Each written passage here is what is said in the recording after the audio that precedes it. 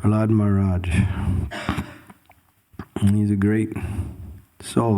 And one of his great qualities here is being exhibited by this statement he's making. But it's in response to his, what we say, powerful father. Hiranyakashipu is powerful, was powerful. And his power came by way of material austerities. One can do that. One can follow certain principles and become powerful by rejecting ordinary sense gratification and restricting one's mind and senses in a particular way, and gain material intelligence, material influence, material power, material wealth, but so many various types of opulences that come by way of material life. And he had done that successfully, so successfully that the entire universe, not just this planet, but the universe was subjugated by the power of Hiranyakashipu. He's so great, actually, in one sense, we have to give him credit. Although he's a big demon, he deserves some credit. Therefore, in other verses, when Hiranyakashipu speaks, the word is Sri Hiranyakashipu Uvacha. Although he's a demon, and of course, no one appreciates demons or their qualities of a demon, he had managed to do something that no other demon had ever done before. He took over the kingdom of Indra and subjugated all the demigods except Brahma, Shiva, and apparently Narada was playing along with his game, but he was not subjugated by Hiranyakashipu. So when Prahlad Maharaj, he's only 5 years old, but he's a Mahabhagavat, pure. He was a Mahabhagavat from the time of his birth. He learned transcendental knowledge directly from his spiritual master, Sri Narada Muni, still while he was in the womb. Sometimes people come up to me. It's actually happened twice since I've been here. Can you bless my child that's about to be born? Ladies, they want that blessing that they pray. Fathers also, they want the son to be a great devotee or have all good qualities. So they seek blessings in different ways. So one of my responses is expose that child to transcendental sound vibration. And that was Narada Muni. He spoke to Prahlad Maharaj's mother in such a way that although she listened, she forgot everything, practically everything. But Prahlad Maharaj was in the room and he heard the sound vibration spoken by his spiritual master Narada Muni in such a way that he recalled everything. So he was full in transcendental knowledge, hearing this knowledge from the greatest of all sadhus, Sri Narada Muni himself. And he was always also a Nitya Siddha by birth. He was an eternally liberated soul. So at 5 years old, he's speaking some of the most amazing philosophy. That's why in certain sections of the Bhagavatam it says, Prahlad Maharaj, the best of all devotees. Only 5-year-old boy.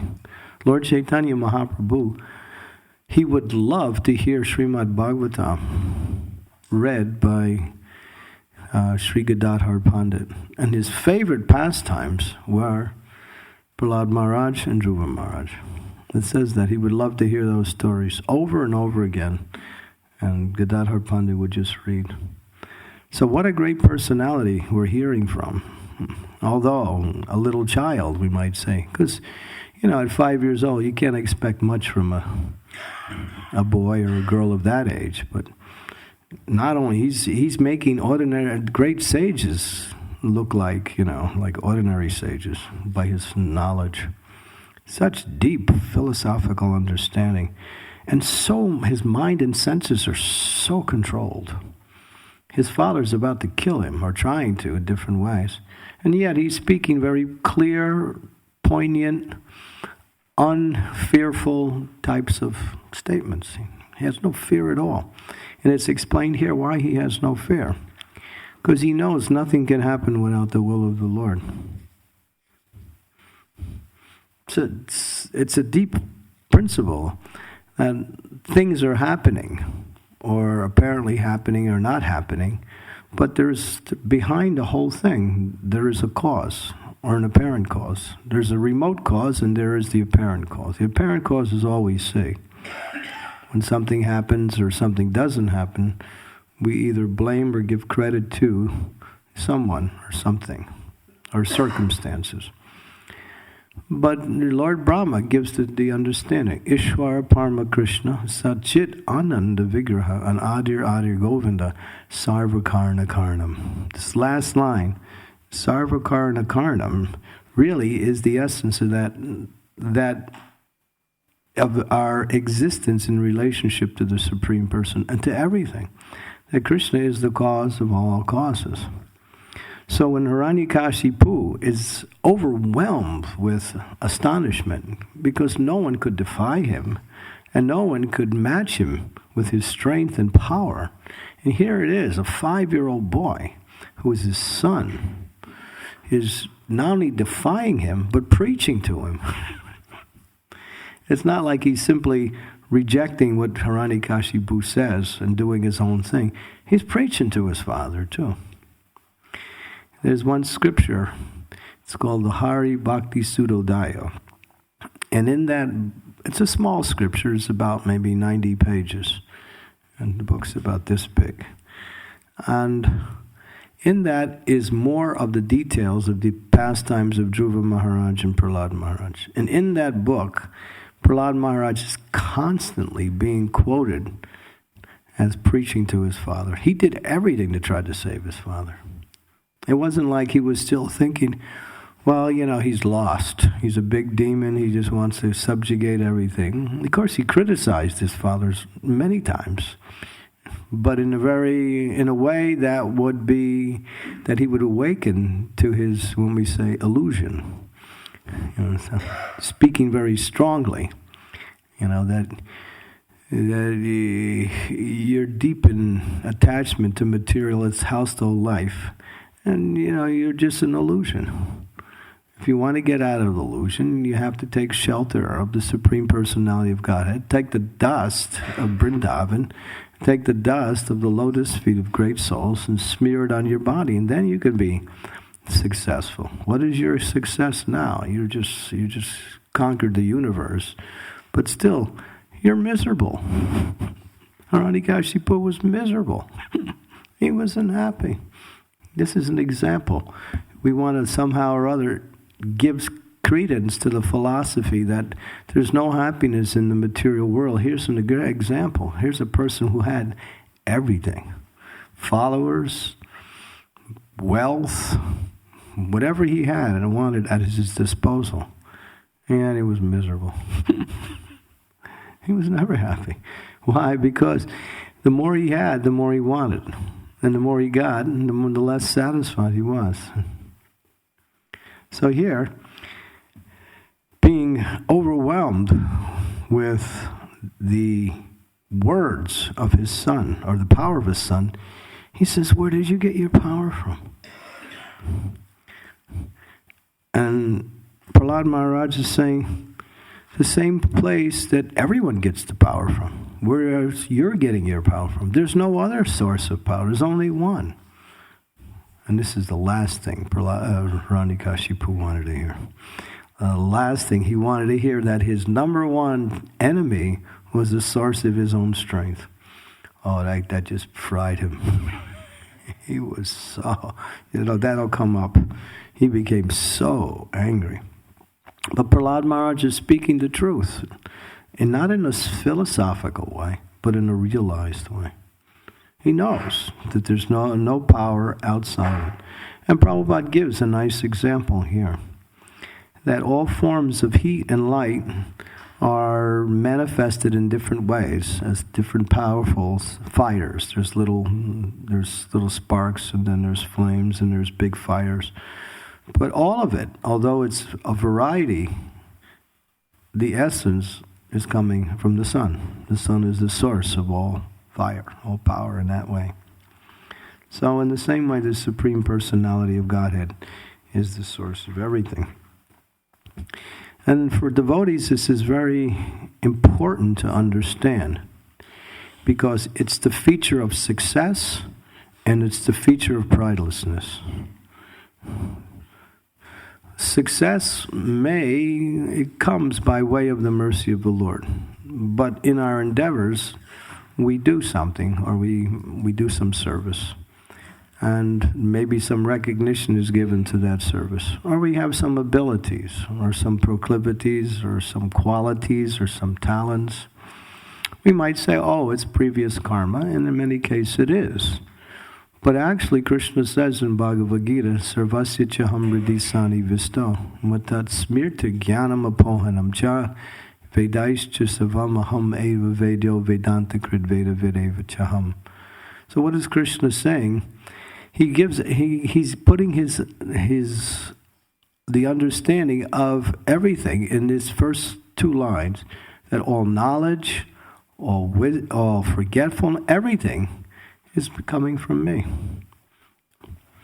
If I don't remind you, or if I don't allow you to do something, or to remember something, you can't remember it. You can't do anything.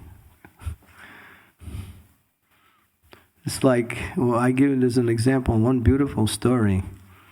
It seems that this story is a little indication of how the living entity does have some independence in relationship to everything. But still, that independence is only fragmental and ultimately can be crushed at any second. When Chandkazi was attacking the Sankirtan party, when the devotees were performing Sankirtan and the Brahmins were complaining to the Chandkazi. So the Chandkazi took action and he broke the drum. And he threatened the Vaishnavas that if you continue with this Sankirtan, and then, of course, I'll come back and plunder all your wealth and riches and, put you in prison. And not only you, but the whole area. So his threats were really powerful. So the devotees were scared, fearful at least. And they were kind of staying indoors and not chanting openly. And then Srivas Thakur, he was praying to his deity, Lord Nrsingadev, was his personal deity. And while he was praying, Lord Chaitanya was walking in that area. And knowing the prayers of Srivas Thakur, he broke the door down. He came crashing into the house of Srivas Thakur in a very powerful way. And he said, what can that Chandkazi do? He can't do anything without my sanction. He is not independent. But, then the Lord went on to say, if he acts against my will, then I will, retaliate. So the Lord gave a little indication that even though his will is there, still the independence of the living entity can act. But it's still not independent, that it can't produce the results of that action. You can defy the Supreme Personality of Godhead. You can refuse to surrender to the Lord. You can do things that are contrary to your own interest and contrary to the interest of the Lord. But that doesn't mean you're free. That freedom causes one to be unfree, or being crushed by the other energy of the Lord, the material energy, or Maya, like that. So in that sense, when we say that Krishna is the source of everything, he's even the source of your independence. So the best use of independence is to give it up. That's the best use of independence. The more dependent we become, the more independent we become. Does that make sense? The more dependent we become, the more independent, because to become independent means to act within the material energy.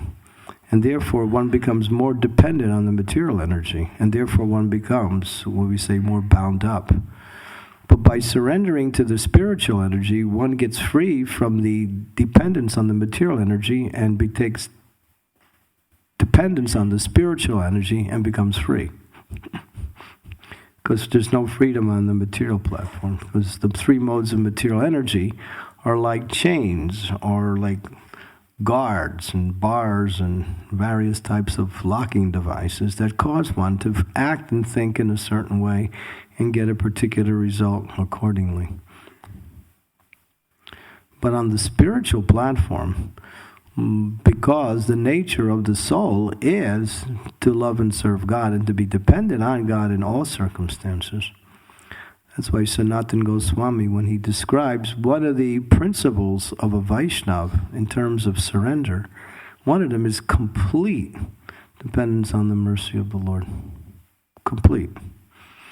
So that is a process to learn how to become completely dependent on Krishna in all circumstances. How does that dependence manifest? Or how does one access that dependence? We might say, well, while I'm doing my service or whatever I'm doing, how do I become dependent? When we realize that as Krishna says in the Bhagavad Gita, karmana varikadaste ma phalechu kadachanam ma karma phalahetur bormate sangosan karmani. He says you have a right to perform your duty, but you're not entitled to the results of your activities.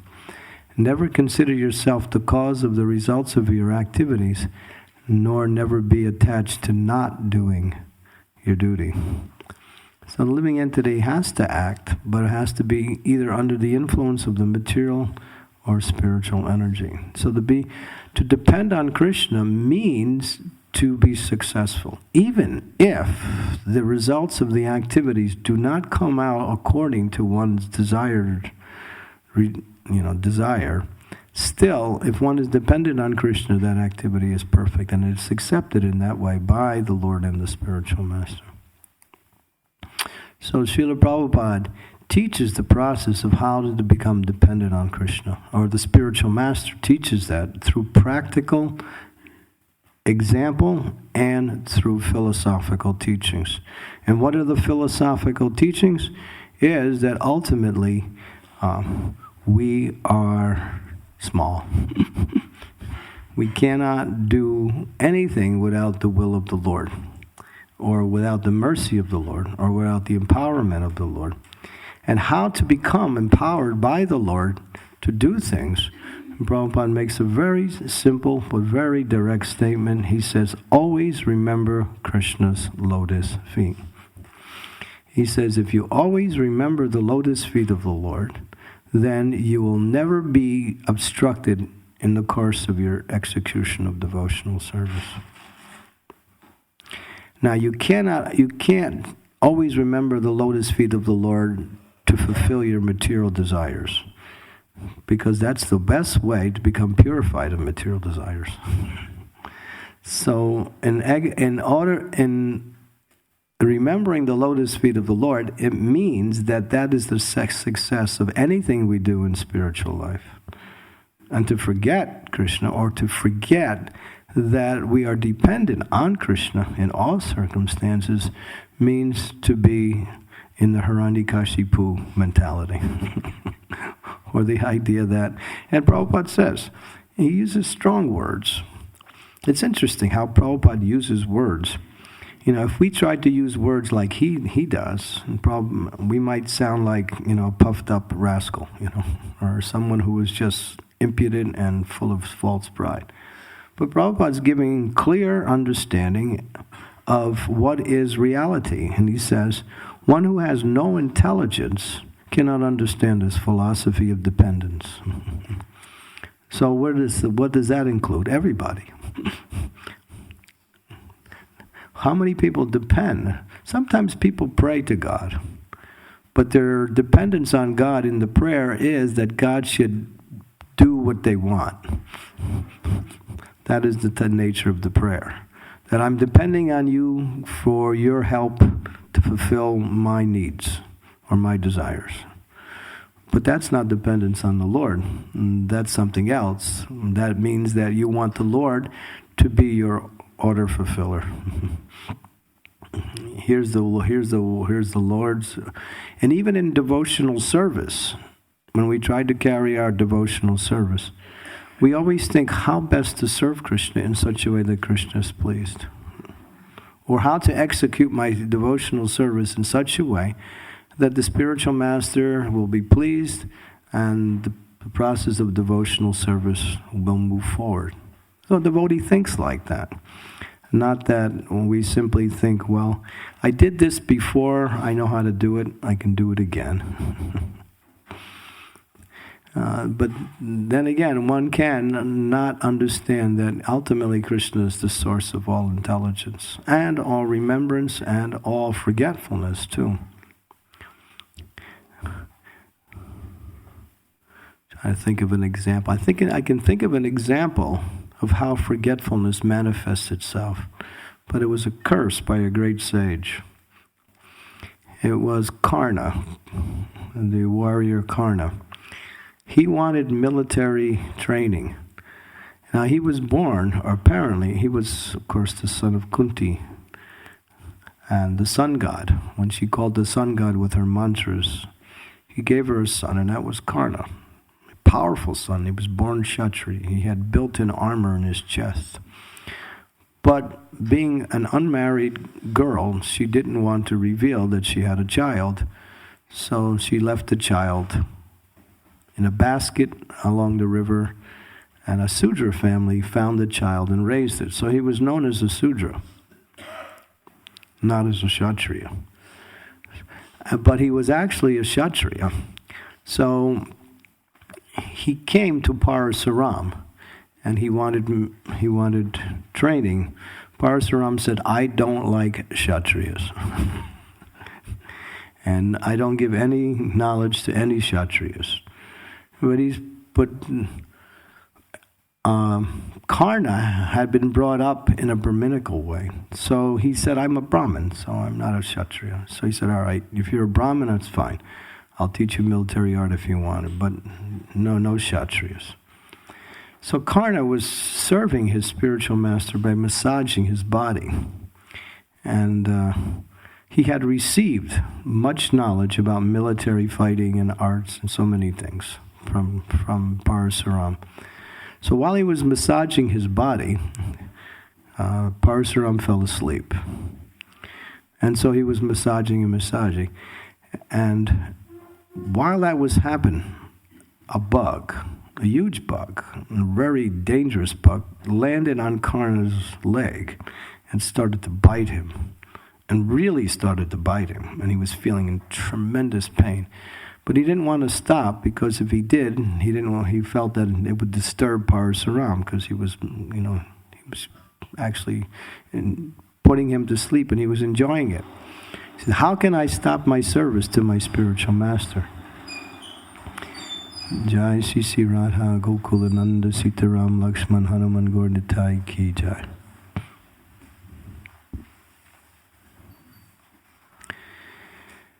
So he was thinking, I can't stop. But the pain was so much.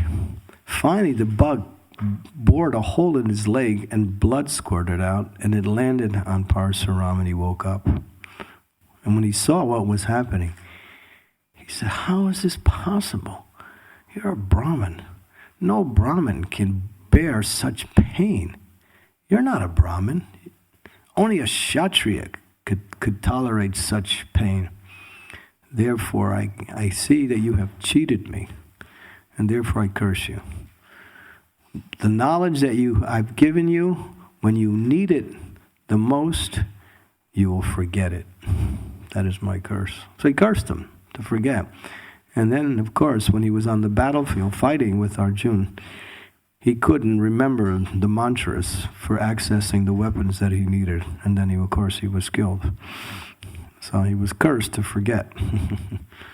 So, of course, Parasaram is the Supreme Personality of Godhead. He's a manifestation of the Lord in a particular aspect of that incarnation. So, if that is the nature of a devotee. Devotee knows. There's one beautiful prayer. It's by Bilvamangala Thakur. It's from the Krishna Karnamrita. It's a wonderful prayer. He says, "My dear Lord, with your mercy, what is the use of anyone else's mercy? And my dear Lord, without your mercy, what is the use of anybody else's mercy? I only want your mercy." Because that is the complete source of all mercy and all success. So Prahlad Maharaj is giving us the clear understanding what is success in devotional service. That everything comes by way of the mercy of the Supreme Personality of Godhead. So a devotee practices depending on the Lord in all situations. Sometimes we try to balance dependence of the Lord and absorption into the service. But absorption in the service with the consciousness of dependence on the Lord is dependence on the Lord. And what are we trying to do when we execute our service? Are we trying to get a successful material result? Sometimes we are, when we preach or when we're working to accomplish something. Say we're trying to build a temple or trying to create some kind of facility or something. But we know that success doesn't so much depend on the result, but on the endeavor. And that is dependence on the Lord. And dependence on the Lord means to be free from false ego. Because false ego comes when we execute or do something and we take credit for that. Because when you depend on the Lord, you also have to give credit to the Lord. Or to give credit to the Lord's pure devotee, who is manifesting the Lord's mercy through him. Therefore, he gets the credit, although we apparently do the activity. So sometimes we say, all glories to my spiritual master, all glories to Srila Prabhupada, all glories to the Supreme Personality of Godhead, but we're not completely convinced it's like that. You want to know how you're not dependent on the Lord? When you start becoming successful in your devotional service, and then you start depending on continual success as the feature of continual success, and then Krishna says, "Oh, okay, time for a little change." Little smashing of the false ego, a little, what we say, teaching one that one is. So therefore, in order to make progress in devotional service, and this is the quality of great souls, they never forget the Lord. They never forget that the mercy of the Lord is everything. So whether it's strength, as it's described here, or ability, or qualities, or anything, it all depends on the mercy of the Lord. Indra, sometimes he forgets that, and he acts independent, and then what he gets himself in trouble. Even the demigods forget it. Apparently, sometimes because of such powerful positions and such great responsibilities, they act. When Indra was, after he had received the mantras from Vishwarup, who was given by the Lord to give them the power to create a thunderbolt to kill Vitrasura. Vishwarupa was actually also, his quality was, although he was a Brahmana, he had inclinations towards the demons. And so when Indra saw Vishwarup performing puja, both to the demigods and to the demons, Indra got a little disturbed. So what he did was he killed Vishwarup, his spiritual master. And therefore he committed a tremendous offense. And he had to suffer tremendously for that reaction. He was, there was two manifestations of Indra's foolishness in that particular pastime. he was being chased by, what is it, sin personified. And he had to hide within a lotus flower, the stem of a lotus flower, for 1 year, and wasn't able to eat. And the fire god had to bring him food, but the fire god cannot go near water, so the fire god was not always coming to give Indra food because he was afraid of the water. And Indra was living in the stem of the water. So he practically starved for a whole year. So here's an example. When one acts independently, such a reaction. So even great souls make this mistake. Indra obviously is a great personality.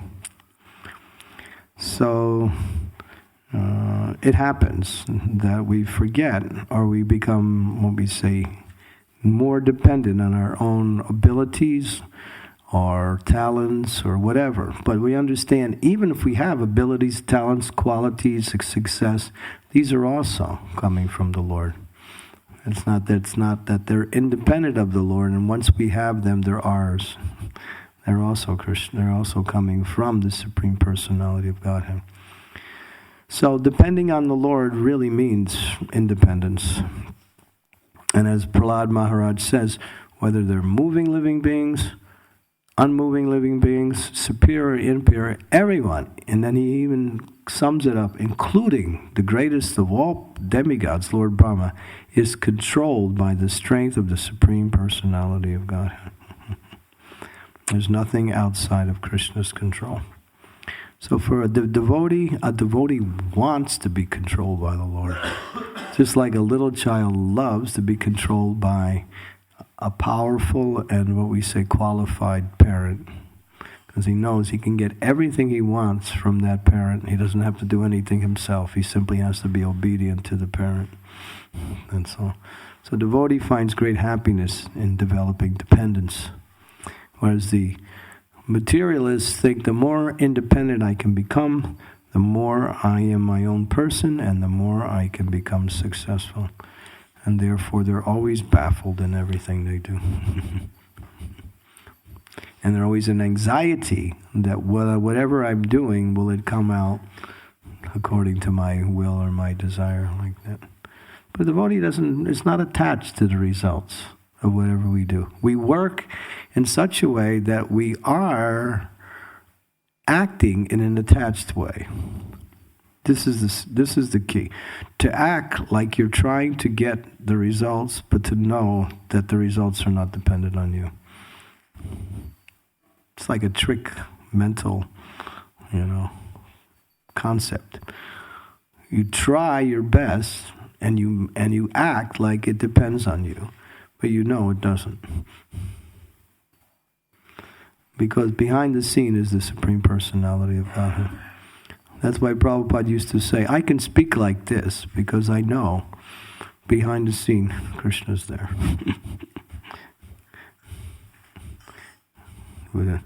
And when Prabhupada was challenged by whatever he said, he could always back it up by scriptural references or by his own realizations on his relationship with Krishna. So a devotee knows everything is the mercy of the Lord. Even apparent reverses ultimately are also given sanction or permitted to manifest by the Lord. Any questions?